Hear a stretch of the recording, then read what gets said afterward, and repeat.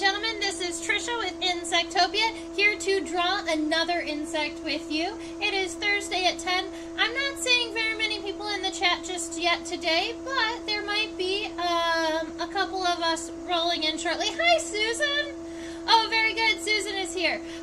Something awesome is that Susan invited me up to her place, so I'm hopefully going to be seeing her this weekend and going to go look for Karner blue butterflies. And I'm pretty excited about it because I haven't seen a Karner blue in the wild yet. I've seen them as part of like rearing operations to mass release them, but I have not gone out into the wild and found Karner blue butterflies just yet. So that is going to be my birthday excursion. You saw your first one today. Oh, that's so exciting. So I really super hope to see one. That would be like the best birthday present. It would be even better if I was able to get a picture of one to share. So that's cool. Now, when I was growing up, I had the National Geographic, or the National Geographic? Audubon. I had a bug book that I always looked through. I think that it was the National Geographic one. Anyway, I had an insect book that I was always flipping through and looking at pictures of, and I always thought there were 3 insects that were my absolute favorite, and I thought that they would be so cool to see in the wild. One was the giant ichneumon. I just thought that those tails were really awesome, and I remember where I was standing in my yard the first time I ever saw a giant ichneumon, and it landed on the black walnut tree, and I was so excited, but it flew away before I could catch it, so I don't have that specimen. The other insect that I thought would be really cool to see was an ambush bug. And ambush bugs, they are like little assassin bugs, but they have raptorial front legs like a praying mantis, and they're only this big, and they're super cute, and I absolutely love them. And so they're insect number 2. Now the third one was the tortoise beetle. The tortoise beetles, I didn't get to find when I was a kid. I never found them. I saw the ambush bug and I saw the giant ichneumon, and I remember both of those days. I was standing in row 3A when I saw my first ambush bug in the raspberry field. But for tortoise beetles, the first time I collected a tortoise beetle or even saw one, I was actually in college, and then I realized that their number 1 food source, their number 1 host, mostly, is morning glory and plants that are related to morning glory. So if you want to find tortoise beetles, all you have to do is go out and find some morning glory and then check and see if the leaves are being eaten. If it's morning glory related and the leaves are being eaten, the likelihood is if you flip over some of the leaves and you look underneath, you'll find tortoise beetles. That is so cool, Susan. I see that those rearing operations, oh man, that we have so many Karners. That's so great. That makes me happy. All right, yes. So I figure because my birthday is tomorrow that we could do a birthday bug, and one of my favorites from when I was a kid. So I have it all the way zoomed out. Normally I zoom it in so that we can see more of the insect, but I can only measure this specimen when it's fully zoomed out, because that's when that's the only station that I have set so far. So let's see. Oh, and I have it in inches for the kiddos. Let me switch it over centimeters. All right. So from the front of the pronotum, or the front of this beetle, to the back of the elytra, our specimen measures 0.53 centimeters, a half of a centimeter long. This is an itty-bitty beetle.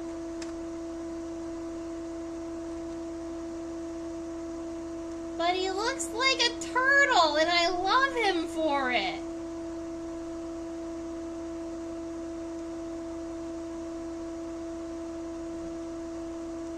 I'm hoping that the brightness comes down a little bit.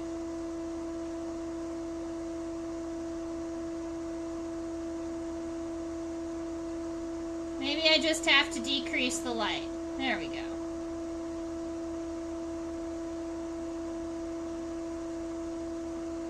It's better.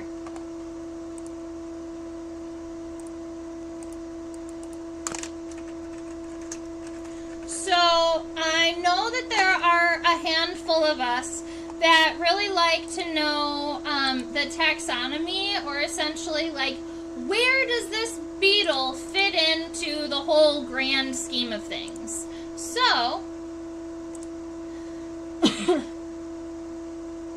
when is the best time of year to find tortoise beetles? I would say right now it's a little bit, right now wouldn't be the best time. They probably have 2 generations per year. At the end of May or the beginning of June, it's been a pretty warm summer or warm spring so far, so I'm going to say that probably around May, like 25th to 30th, maybe next week, the beetles are going to be emerging out of their pupae from underground, and they'll be coming up. But the first generation is not normally the ones that I see very many of. They're going to come up, they're going to start eating leaves, they're going to mate, they're going to lay eggs. A lot of times when I start to see them in mass, it's going to be like the 2nd or 3rd week of June-ish. When enough of them have emerged. I'd say that they're going to start emerging at the end of May, but they're probably not going to be at like high enough populations to find until like mid-June maybe.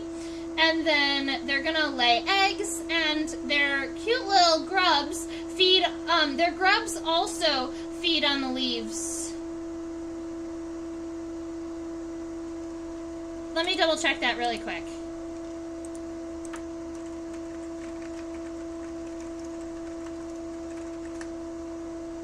Because I think, yes. Okay, so their grubs also feed on the leaves. And these grubs are, I think we've talked about it once before here. These grubs are the ones that look really, really super spiky. And then as they're shedding their old exoskeletons, they hold it onto the end. And as they poop, they hold onto it on the end. And their grubs create a little poop shield above their head. And you're not going to see those grubs until the end of June, beginning of July. Before the eggs hatch and the grubs are large enough to find them in their cute little poop shields. Yes. Very, very cool. So,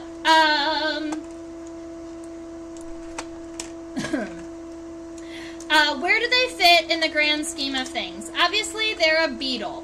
So, beetles are Coleoptera, coleo meaning sheath, ptera meaning wings. All beetles have that hardened first pair of wings. That's what they're named after. Now, when you're talking about the family for this guy here, they're chrysomelids. It just means that they are leaf beetles. Now, there are a whole lot of different types of leaf beetles out there. And leaf beetles are not only tortoise beetles. Leaf beetles can be, I believe cucumber beetles are leaf beetles. Let me look it up. I believe those green ones with the black spots, I believe they're also chrysomelids. Yes. They're chrysomelids. The beige ones, the yellow ones with the black stripes, those are chrysomelids. So there are a whole lot of different species of leaf beetles out there. This is just one of the many. Now, if you want to talk specifically about tortoise beetles, you actually have to go to subfamily. In insects, families always end in I-D-A-E, and subfamilies end in I-N-A-E. Tortoise beetles are in the subfamily Cassidinae.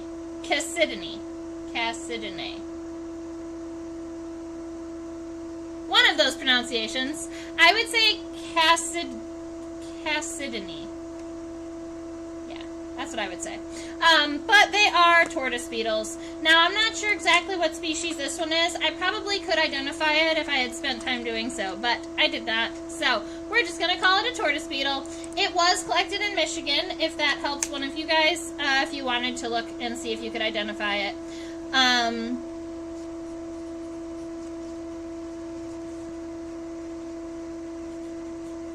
So, the tortoise beetle in the subfamily Cassidinae.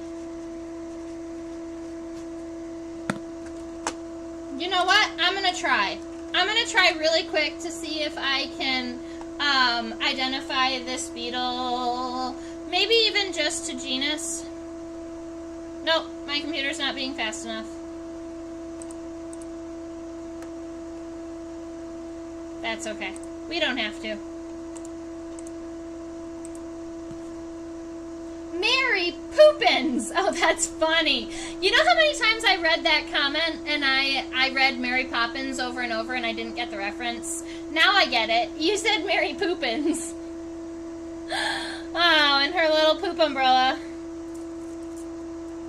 But Mary Poppins' umbrella is used to float, whereas their poop umbrellas are used to protect themselves. Oh, it was Marley's joke from the last time we talked about tortoise beetles. Oh, that's so good. Alright, so 0.5 centimeters from the front to the back. I want to see, these numbers, the measurement numbers aren't going to be correct on this, but I'm curious to see how many times. It looks almost like 2. It's more like 2.5. So I was trying to look to see about, for ratios, how long the pronotum is in comparison to the elytra. And it looks like the pronotum is about, well, the elytra about 2.5 times length of the pronotum. If you were curious about lengths. So, let's see. Wish I could take credit. Fair enough. Alright, so I'm going to be taking, there's a part of me that just wants to create an overall oval and then do it that way. But here's the thing with this tortoise beetle. There isn't a lot of characteristics that you can see from the top. We are going to be flipping this beetle over and also drawing it from the bottom, I think, because the bottom, or maybe what we'll even do is we'll draw it from the top and then we'll flip it over and then draw pieces of the bottom. Like we'll draw the head and we'll draw the legs and we'll talk about the cute little pads on the bottom of their feet. Oh my goodness, they have cute little hairy pads on the bottom of their tarsal segments that are the absolute cutest. Alright, so we're going to do, how are we going to start? We're going to start with the rainbow. We're going to start with an arch.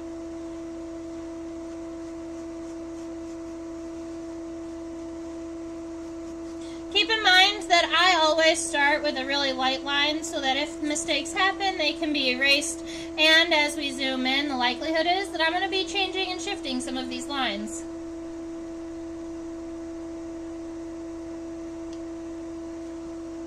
So, we've got this overall arch here, and then I'm going to be giving this, these are not sharp lines. There's nothing here on this beetle that's really sharp. Everything is very, very rounded, very, very smooth. That's one of the reasons why I love them.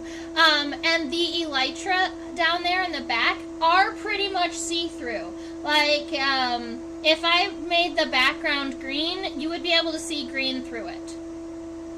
I think that actually helps them blend in a little bit, too.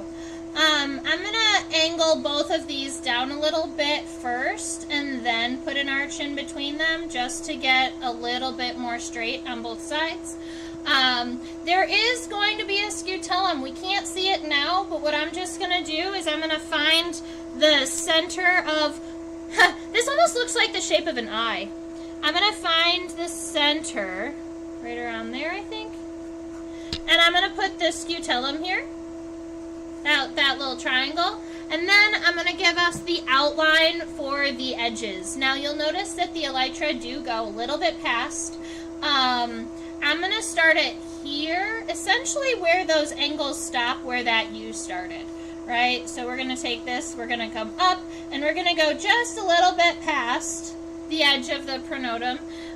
We're going to come up, and then don't make this corner really sharp. Keep in mind it's nice and roundy because our beetle is nice and smooth. We love him for it. All right, now these edges, they do not run parallel. They are round all the way down to the bottom. I'm going to take this and go about 2.5 times. So 1, 2, and approximately a half. That gives me right till about here. That's about how long my beetle is going to be. And I'm just going to very evenly go all the way to the bottom on both sides.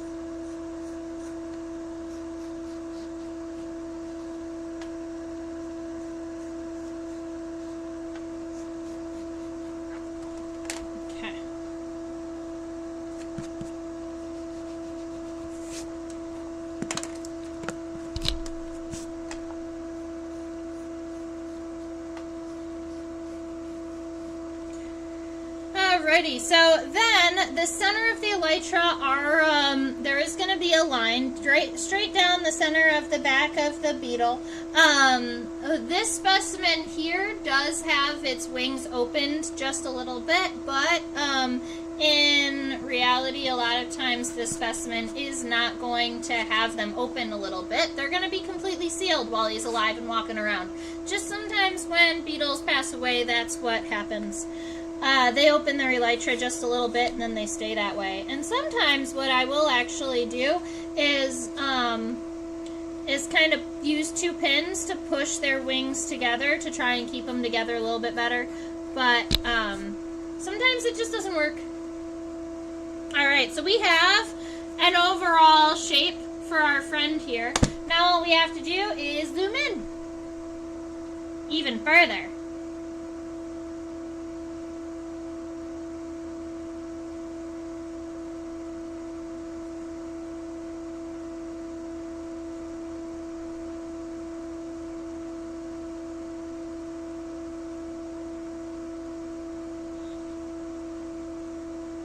Zoom in, zoom in, zoom in. Ah, there we are.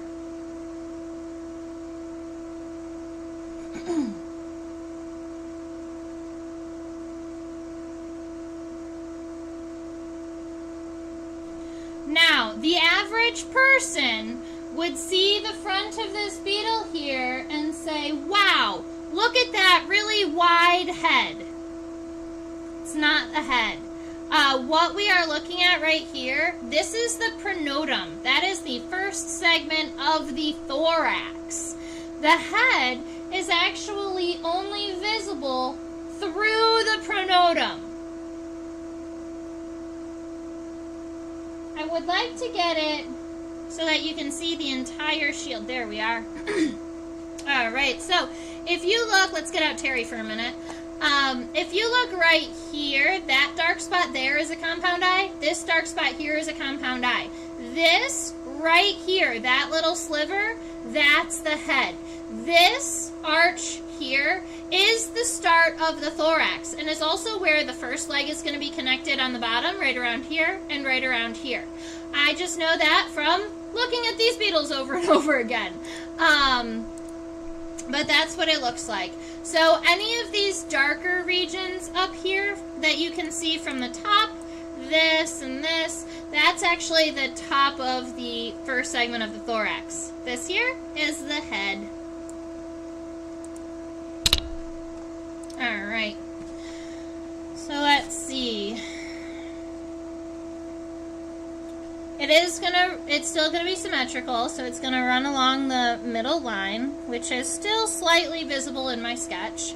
We're gonna have one compound eye right around here, one compound eye right around here. I'm just gonna make them mostly circular, although the inside of the eye should be a little bit flatter. So I'm going to flatten the insides of the eyes just a little bit. There we go. And then I'm going to give it an arch in between. Now, from the top, those eyes are not very clear. So instead of giving them the cross-hatching like I normally do, all that I'm going to do is kind of darken in that space. I'm going to give it this edge here, the start of your thorax, and from here I'm going to come, I'm following this line here and then this line here. When I go here, I'm going to come down and then out and right around here.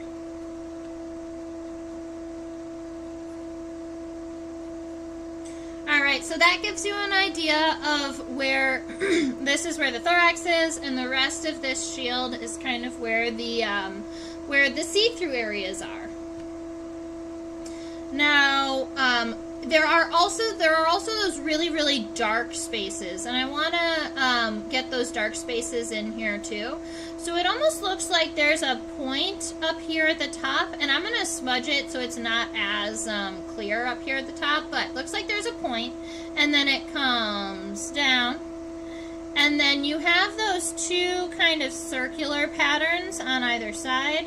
Oh my goodness, it looks like this by itself reminds me of like two ears and some crazy hair, maybe like a monkey with like hair sticking up. It's not supposed to look like that, but that's what it looks like right now. I'm going to make these less round so they don't look like ears.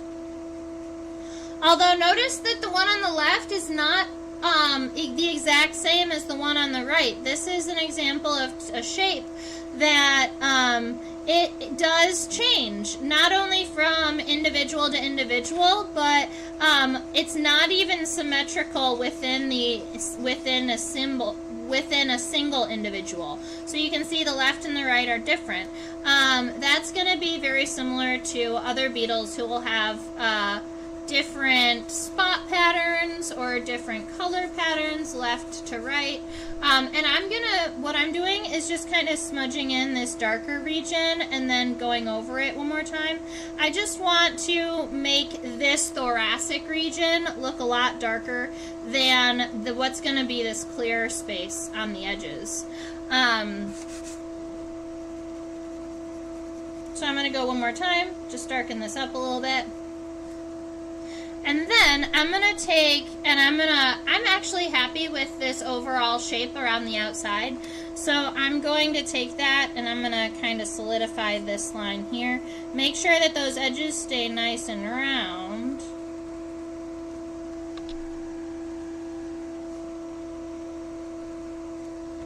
Oh, he's so cute! I love him. He makes me very happy. And I'm just going to come back in, and these outlines got more smudged than I wanted, so I'm just going to darken up some of these lines here and call that pretty happy. Now, there are some really cool patterns in the clear regions. If we zoom over here and maybe we look, it reminds me of Nature Journal over here. It reminds me of if you've ever taken balloon or bubbles and you've blown them at a piece of paper. It reminds me of a bubble pattern in this region. Like if you've ever taken and put paint and mixed it in with your bubbles and then blew bubbles on a paper, that's what this reminds me of. And so there's a part of me that really wants to come in and just kind of bubble. I think that it would look good with bubbles on the entire thing, but I'm just going to come through and bubble it kind of randomly throughout. Ooh, you've got a piece of pottery with that pattern? Oh, that's really cool. I love this pattern. And it's a really difficult one to sketch, but there's a part of me that really wants to at least get some of these bubbles in so that it's like reminiscent of the pattern that should be there. So I threw in some bubbles around the edges. It makes me happy. That's the goal today.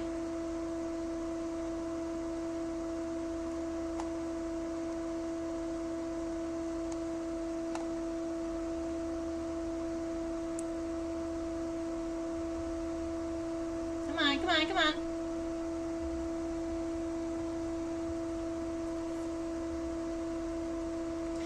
Are the bubbles formed by pigment, or is that a structural thing within the pronotum?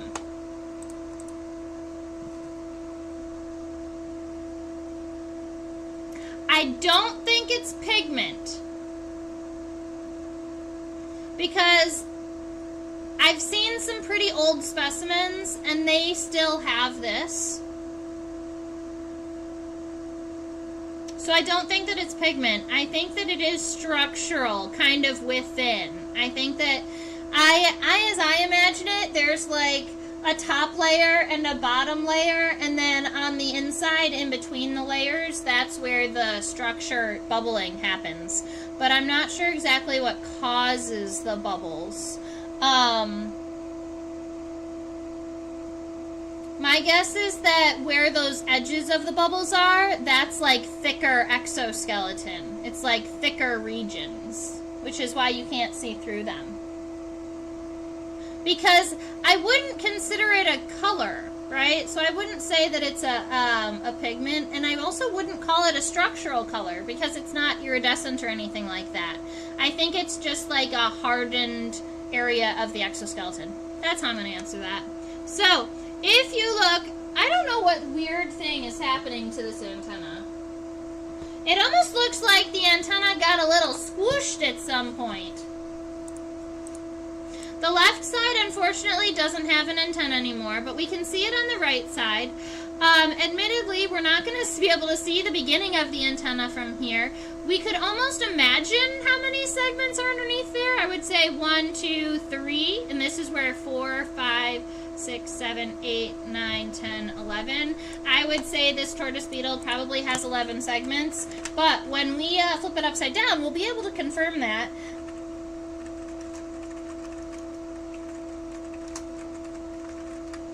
I wonder if all tortoise beetles have the same number of segments.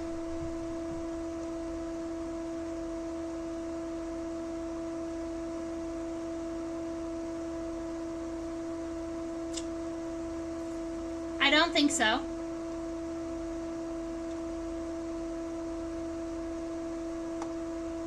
No. So we're going to have to flip it over to see exactly how many segments this tortoise beetle's antenna is. But we do know how many that we can see from outside of the pronotum here. So what I'm going to do is I'm going to connect the antenna right here, kind of to the center. And instead of going to give it a number of segments, I'm just going to kind of darken a space up to about here. And then I'm going to give it this first segment that we can see outside of the pronotum. So this one right here, I'm going to start with this one. So this one is nice, long, and thin. The next one is nice, long, and thin. And then you have 1, 2, 3, 4, 5 segments that are more square and actually growing in size rather than shrinking. So 1,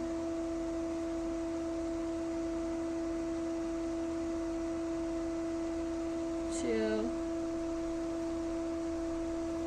3,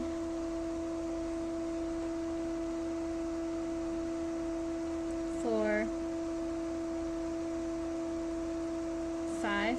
I purposely put a little bit of space in between each of the segments. And then this last segment is what I like to call the water droplet shape. And the last segment is very, very dark in comparison to the other ones. So I'm going to drop a little bit of color in those, but I'm going to leave the last one really dark.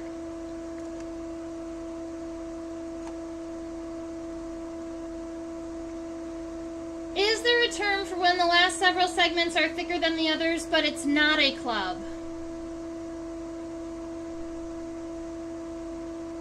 When the last several segments are thicker than the others, we call it a club.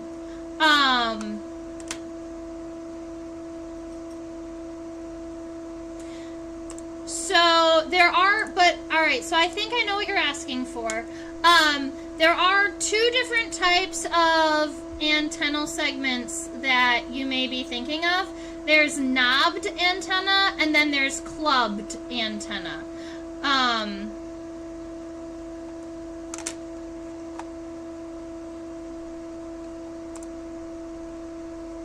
Would I call these antenna clubbed?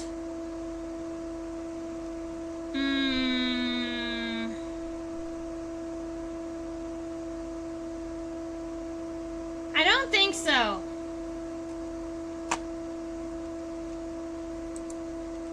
I don't think I would call them clubbed. I mean, I could see how people might. So, all right.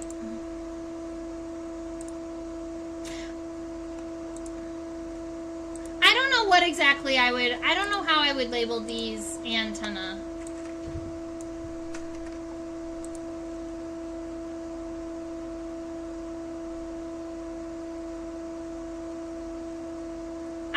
Clavate keeps coming into my head, so let me look up the word clavate antenna and see if that is what we're looking for.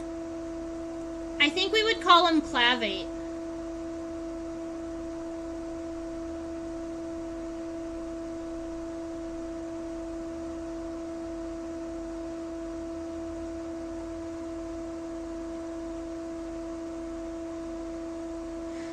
Alright, so I'm going to say that we consider them clavate,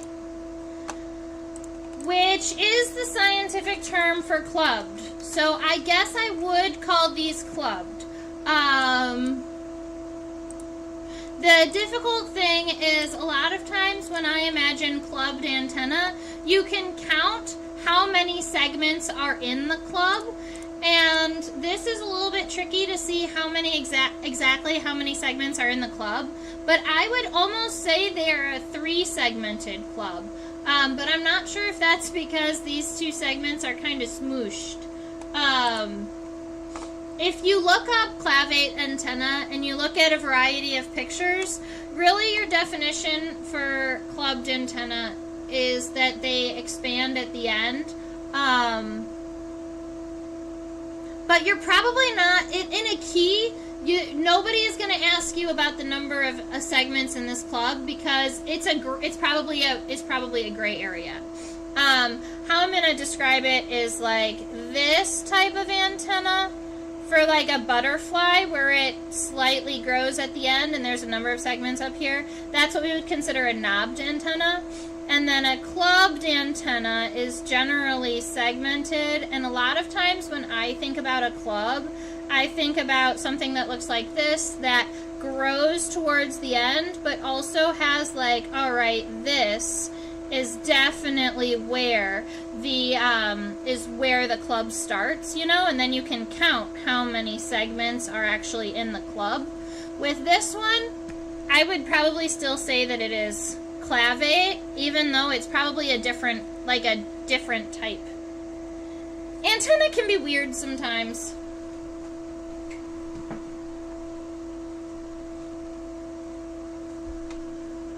Yeah, that's what I would go with, though. I wish I had a more sure answer for you, but I would call them clubbed.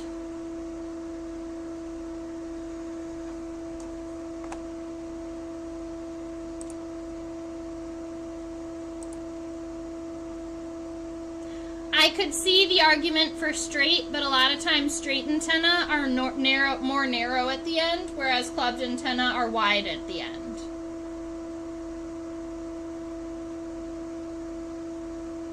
You might call it like minorly clubbed or something. Like you'd probably put a word before clubbed that means like almost clubbed.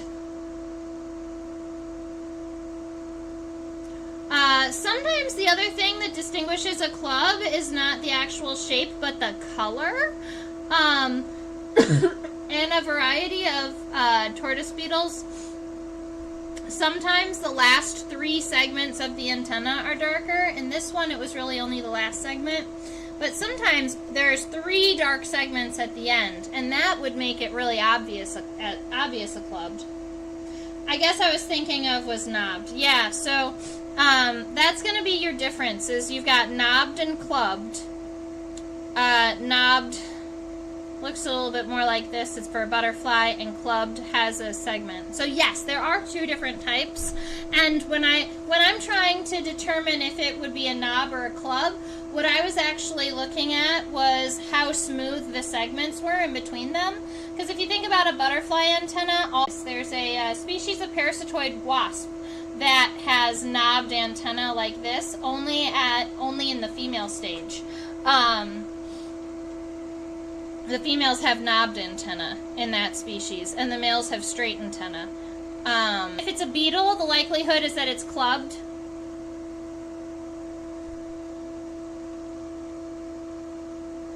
I don't know what's happening to my camera, but I'm sorry that I'm freezing up a little bit.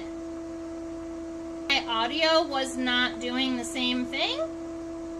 Fingers crossed. Alright. I want to put these really cool shoulders on. I want to put these really cool shoulders on my, there he is. On my tortoise beetle. My computer has decided to just lose all power.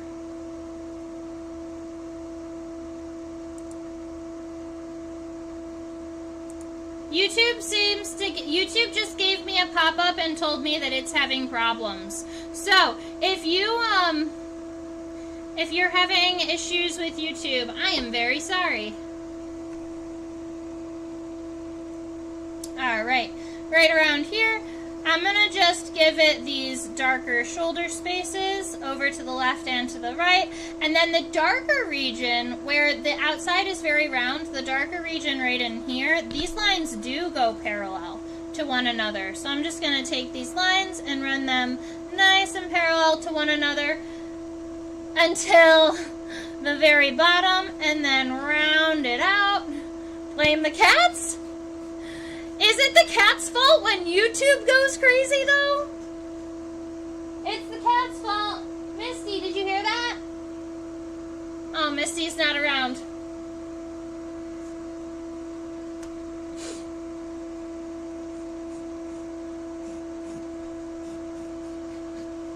I'm actually pretty happy with this shape I sketched, so I'm just gonna make it darker right off the bat. I'm also going to, we're going to zoom in and check out what this scutellum looks like so that we can add that, and then I'll be pretty happy with darkening a lot of the other features. So let's zoom in.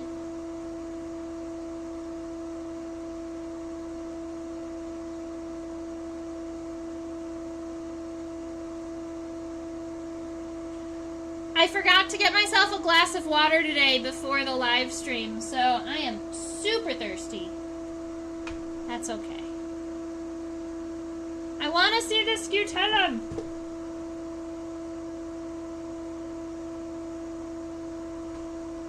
This one's tricky.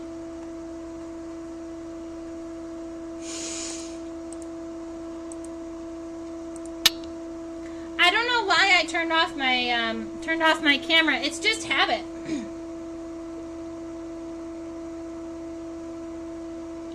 Oh, that's so funny. I wonder if one of the kitties is by the router. No. But you know what? I did find my router on the ground when I came home one day. And I was like, that makes sense. So it's really hard for you to see the scutellum. When I look at it under the microscope, I can see it. It's right about here. That little glare there is the tip of it, but it's really hard for you to see. So you're just going to have to believe me when I tell you that it is very pointed. It's more pointed than I expected it to be. So, not sharp like a knife, but it's pointed here rather than being really, really round. And then what I'm going to do is I'm just going to take and I'm going to darken a region right around here from where your the edge of this color is on the pronotum and then down to the elytra. That is just a region kind of in between the pronotum and the elytra here. And there is body happening there. It's connected. And now I'm going to come up and I'm just going to give the outline of this beetle really quick.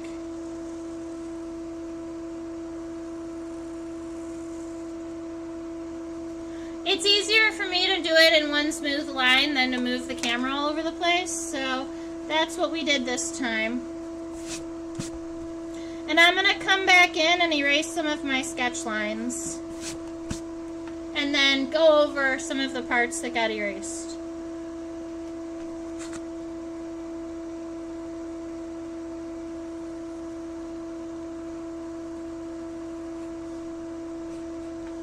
Alrighty. And then I think that right around here it still needs to come out just a little bit. I cut it too close right around here. Yeah! Oh, cool. He's gonna be awesome. Alright, so from this point,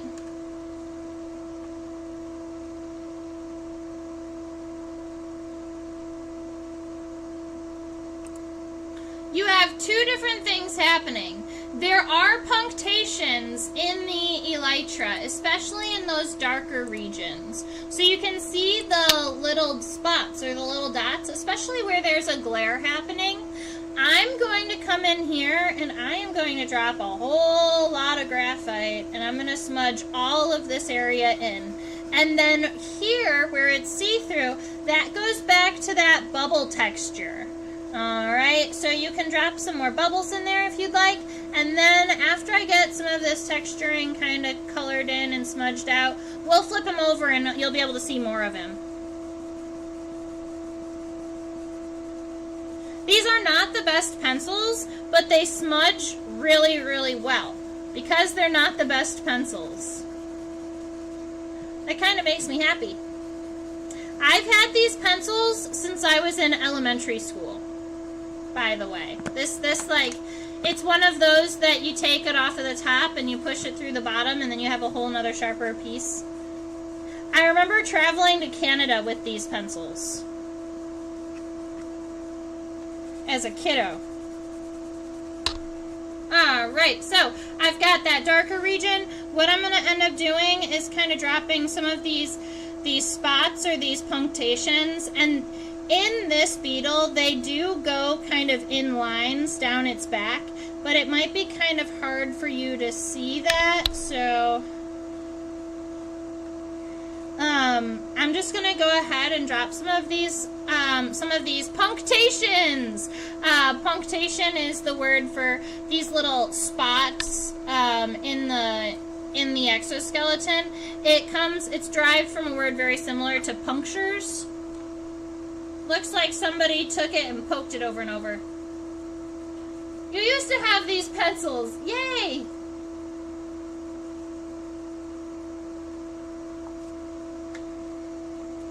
That's okay. I'm going to come in and add some of these bubbles. Not a whole lot of them, but I just want to give it something here, rather than it being completely clear. And you know what? You're allowed to go back in and add the dots a little bit later. Alright, so this is what my friend looks like so far. There's a part of me that wants to take the very end and kind of make it darker here too.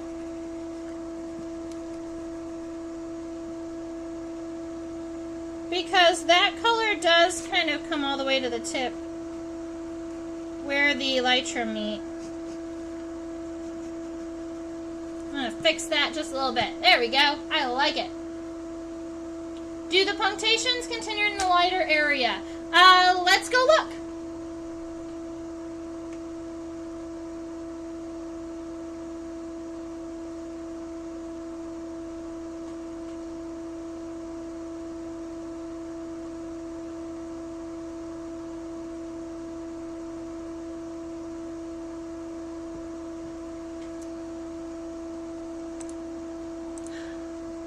it's possible, you know what? It's possible that the bubble texture is created by the punctations. You see, they look like they could almost be going in lines. It's possible that those divots in the exoskeleton over there make the exoskeleton thinner, and that's what creates the bubbles, especially when you're looking at it from here. I think that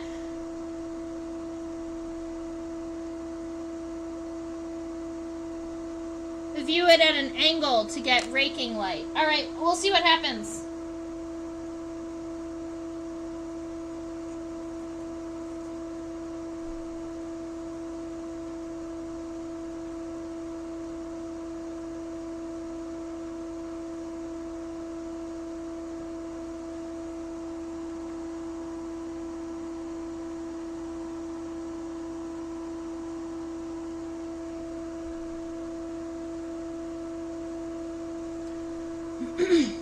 Well, you're looking at the same thing I'm looking at. The punctations are very, very obvious in the darker regions, and I don't see very many of them in the lighter regions.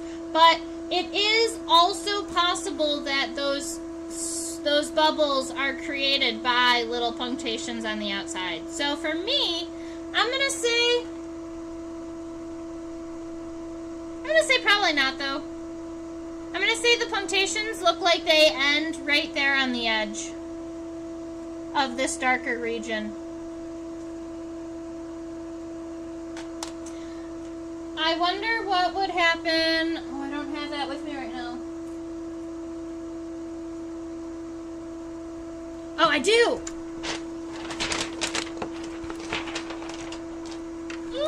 Ugh.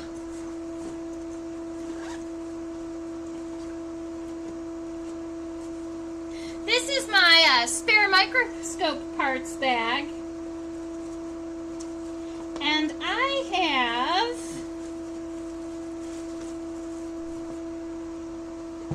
instead of having a white background for the microscope, weird, we get a distinct line of highlights along the red boundary, but the lighter part makes it hard to see if there are any highlights. Exactly! So that's why I'm having such a hard time, and I'm curious if we get underlighting rather than overlighting, we're going to be able to see something different. So, I'm going to turn this light off. I'm going to put a piece in so that we'll be able to get a little bit of underlighting. I'll angle it in the other direction.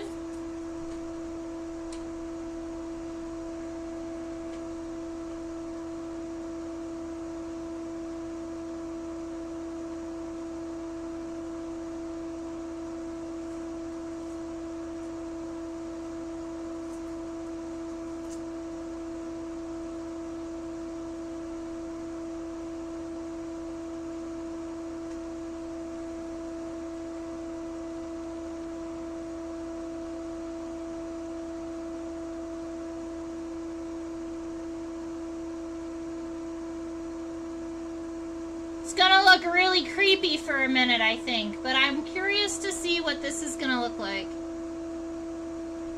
I don't underlight very many insects because you really want the light to be coming up from the top. Maybe I'll add a little bit of overlighting just so we get some color up here. We're playing with lighting just a little bit. See if I can get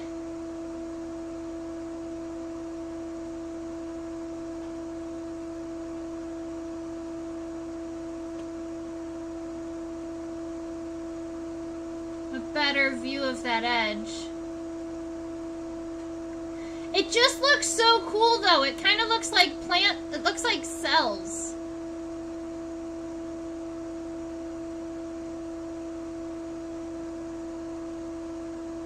So I'm going to say that those are too big to be punctations.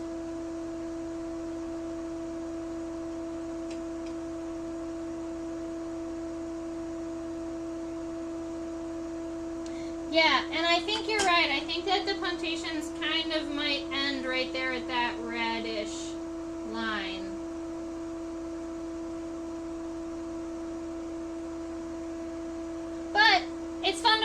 lighting. Alright, I'll turn that off.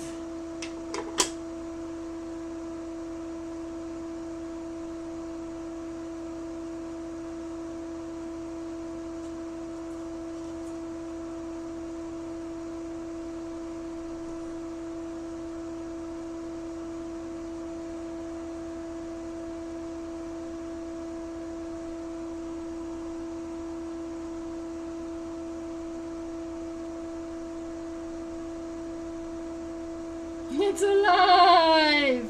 Right? It looked a little spooky for a minute. So, if you ever want to see a little bit of underlighting, I do have the equipment for it. It's just not generally, you can't see up through insects. Generally, they're not see-through.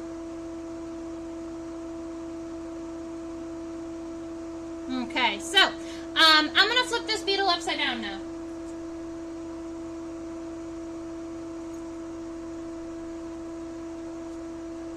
Don't let me forget to put the labels back on her.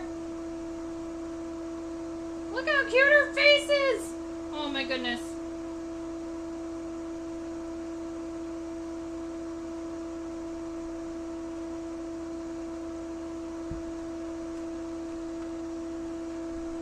I just love it so much.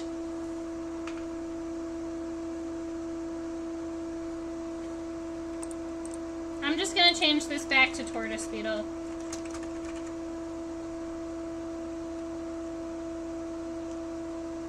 Alright, and from here we can count the antennal segments.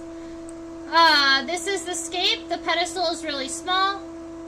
And then 3, and then this one was 4, which is the one you could see. So there were 3 in here. And then the 4th one is the one we can see. So that'll be 4, 5, 6, 7, 8, 9, 10. A total of 11 segments. 9 as part of the flagellum, then the scape and the pedestal. Alright, let's draw her cute little head. I'm going to draw it up here.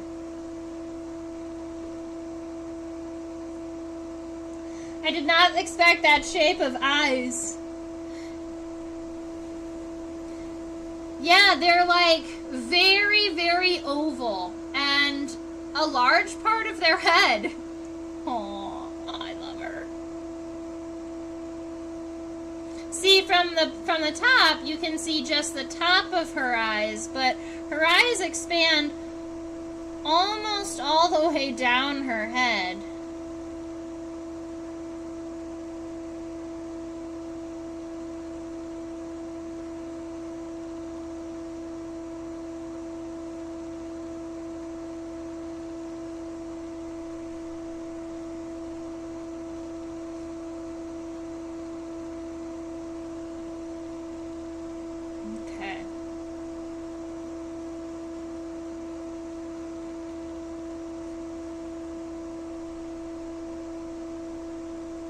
And then she has just the cutest little chewing mouth parts. So there's this little upper lip here. That's the labrum. It looks... Let's see. Terry, come over here. This little shape here that looks like a quadrangle, just 4 sides, but they're angled on either side over here. That's that upper lip. It looks like this. Underneath, it's a little bit tricky to see, but there are little mandibles here that she can chew her food with. And there's going to be a little lower jaw here. It makes her look like she's smiling. I kind of love it. Alright, so that is going to be her cute little head.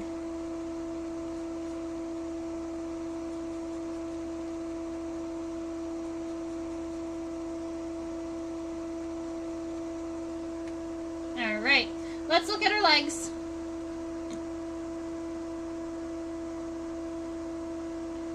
Oh, I love it, I love it, I love it. I saw it as it was passing and it was the cutest thing. Oh man, you're going to love it too. We're going to look at this middle leg right here.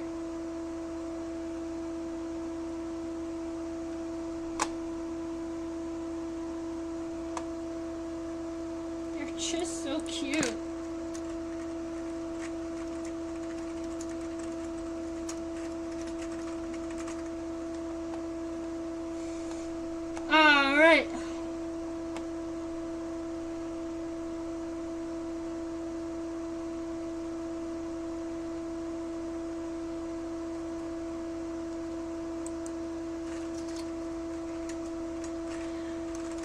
I think I know what the tarsal formula is for leaf beetles, but I wanted to double check before I confirmed with you. Yes, that's what it is.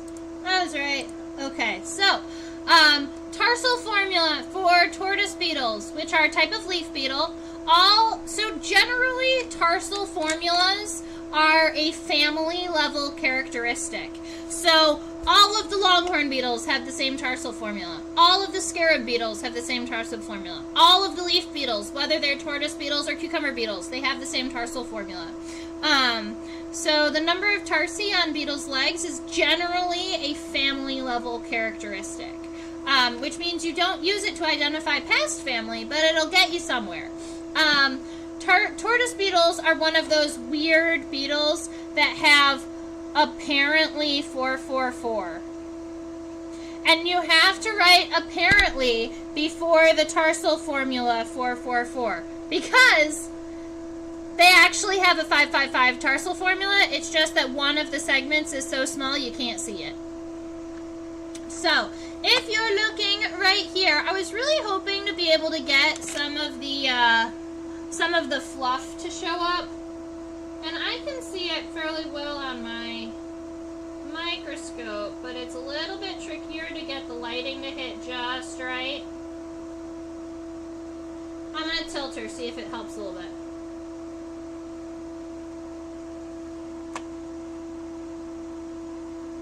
That might help just a little bit. So, right around here on the tarsi, at the bottom of these tarsal segments, there are what we call like toe pads. So there are thick layers of hair at the bottom of every single tarsal segment on leaf beetles. That is a family level characteristic too. So if you flip a beetle over and you look at the bottom of its feet and it looks like it's wearing slippers, like it looks like there's a bunch of little poofy hair on the bottom of its feet, that is a leaf beetle. I can't think of any other family of beetles that has super, super fluffy feet. So there are a couple of things that we can see. And we don't normally look at beetles from the bottom, so I can show you this. This right here is the coxae, or we can even call it the coxal plate. A lot of times we call it a coxa if it's like separated away from the body, but we call it a coxal plate if it's kind of built into the body. I would say that this is more of a coxal plate because it doesn't seem to like stick out or protrude from the body much. But you know, I think that that's one of those things that is up for discussion among entomologists. If somebody said the mesocoxa, I wouldn't correct them. I would say, all right, you're talking about the middle coxa.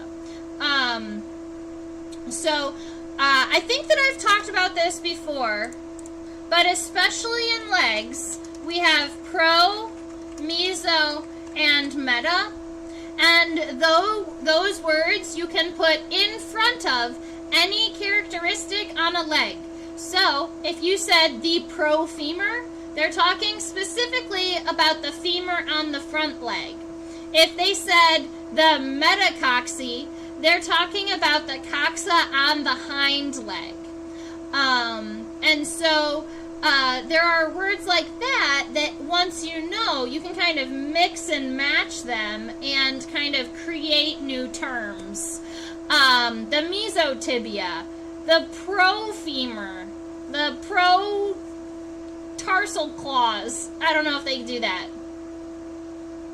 I don't know if they put those words in front of the tarsi. I don't know if I've ever seen that. But if I did see it, I would know how to distinguish it. Alright, so you've got the coxa. And on this specimen here, it almost, the end of the coxa is over here, because then you do have a trochanter. That's this piece here. It comes down like this. It's connected to the coxa, and then it angles in this direction. That is the trochanter. It's small, but but it exists, and it connects the coxa to the femur. You got the femur here. The tibia is coming back in this direction. It's kind of shorter than what I made it. So the coxa, the trochanter, the femur, the tibia, and then the tarsal formula. Now, we're going to call the tarsi. The first one is a triangle. That's 1. The second one is kind of like this pad here. We're going to call it 2. It looks almost circular. 2. The third one is this type of segment. It's almost, I think we've called it heart-shaped before. It has these like 2 little flanges. And then what we're going to consider the fourth segment is this one right here. It comes out from the center and it wraps like this. And then you've got 2 claws on either side of it. Now, what you don't see is right in between these 2 here, there's like a little itty-bitty hidden segment right about here that nobody counts and nobody sees, but now you know it's there. So, I'm just going to go over these shapes really quick with a darker pencil now that I'm happy with them-ish. And yes, toe beans. They're the only beetle with toe beans.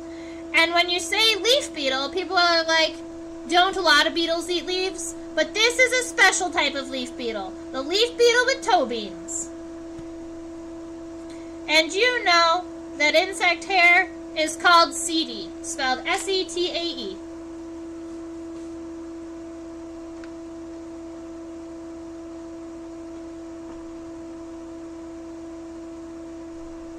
So if you were looking at this beetle here, the thorax doesn't end until right here. So this going across and where the legs are connected to, that's where the thorax ends. The abdomen starts right here. The abdomen actually has a little bit of a point in between the 2 coxal segments. This is segment 1, 2, 3, 4, 5. And there is a final one right about here, 6. So there are 6 abdominal segments, if you wanted to write or sketch about that.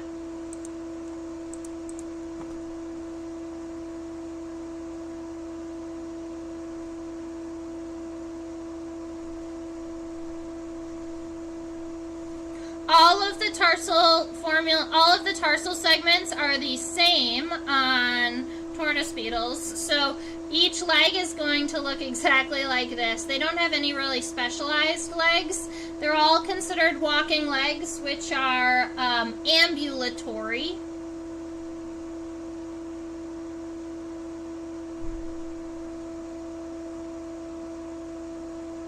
And if you look into some tortoise beetles, especially the metallic gold ones, while they're mating, they turn red. They actually change colors. I've always thought that was kind of cool. So the entire beetle's body is within this darker region here. These little pieces here they make the beetle kind of shaped like this. It makes them round. And when you see these beetles on the leaves, they almost look like a scab on the leaf. Because these edges, they pretty much lay flat against the leaf. It actually really helps with camouflage, I would think. They walk really flat too. So when they're walking around on the leaves, you almost have to kind of peel them off of the leaf a little bit when you find them.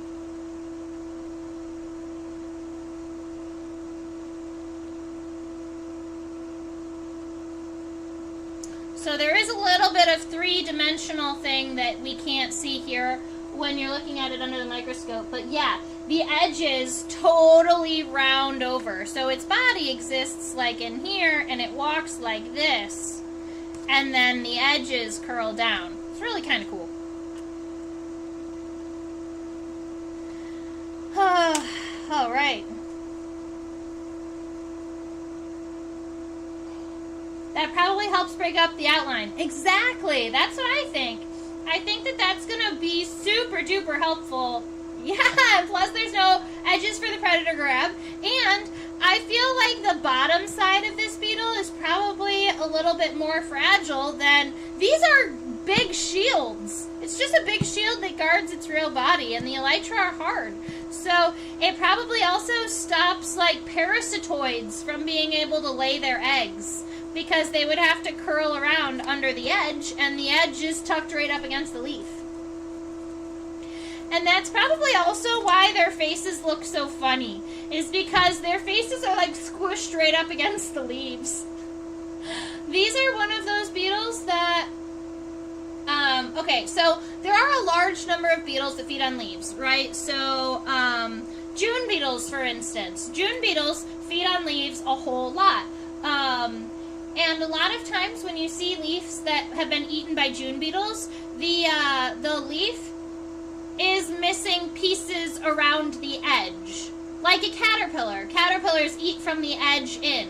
These beetles chew holes right through the middle of leaves. They don't chew on the edge. They sit on the middle of the leaf and then they just chew down. And so when you see the damage from these guys, it'll look like little holes all over the leaves, especially of Morning Glory.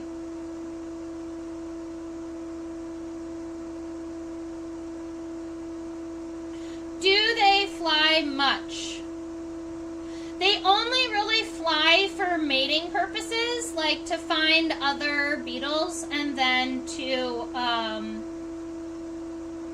they fly to find other beetles, and they fly to find a really good place to lay their eggs. They do have the ability to fly if you're holding them, and then they get scared, they fly readily. I have lost so many tortoise beetles because they flew away. But when they're not being messed with and they're just resting on leaves, it's not like a tiger beetle. Tiger beetles are flying around all the time. They zip, zip, zip, zip, zip everywhere. Tortoise beetles are mostly stationary, unless they are looking for a mate or they are running away from a predator that has already picked them up.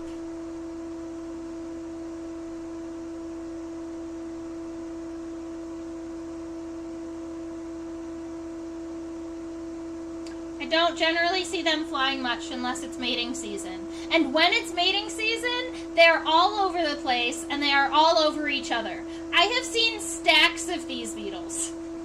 Like more than 2. Sometimes you'll end up with 2 males on 1 female and they'll be like fighting each other for her. It's funny. I laugh about it. So they do, and they are pretty quick to fly when they're scared.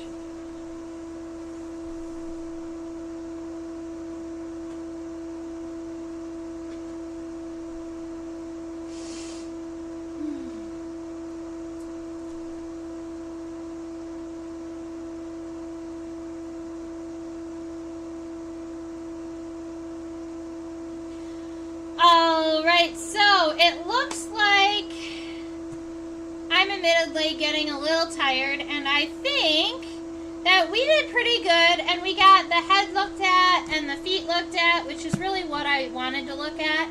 I'm not seeing too much to zoom in more and sketch on, and I love answering questions, but I'm thinking, oh, we've got another one. So when they say the world's on the back of a tortoise, and that's on the back of another tortoise, and it's tortoises all the way down. Yeah, exactly. Tortoises all the way down.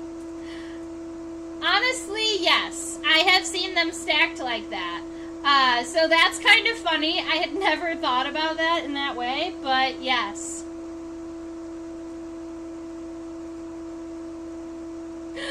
Oh, good one. I'm gonna have to find some of these and show them to you. I have a couple of tortoise beetles. This one is my favorite to sketch because it's got these cool shoulders here. I have a couple more that are a little bit more bland. They're just like the beige all the way through. The really, really beautiful golden tortoise beetles, they don't stay golden after they die. They kind of turn boring colored. Because that really beautiful gold color is a pigment. And a lot of times, shiny metallic colors are structural. But in these beetles, they have this beautiful metallic-y gold color that changes red when they're mating and when they're scared. And it's a liquid that floods the layers in between their elytra. It's wild. I don't really understand how it happens, but I know that they lose their color when they pass away. Sad day. Alright, so my sketch today looks like this. I got my entire beetle up here. I have a little head, and when we were talking about the leg shape, I drew a cute little sketch of our leg here. We also talked a little bit about antenna, the knobbed versus the clubbed. Nothing gold can stay. Yes, exactly. That is a Robert, isn't that Robert Frost?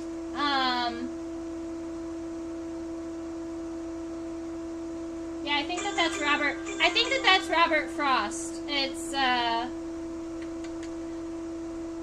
you know what? I was required to recite that poem in 8th grade, and I felt like I was never going to forget it, but, I don't remember what it is now, so I guess I did.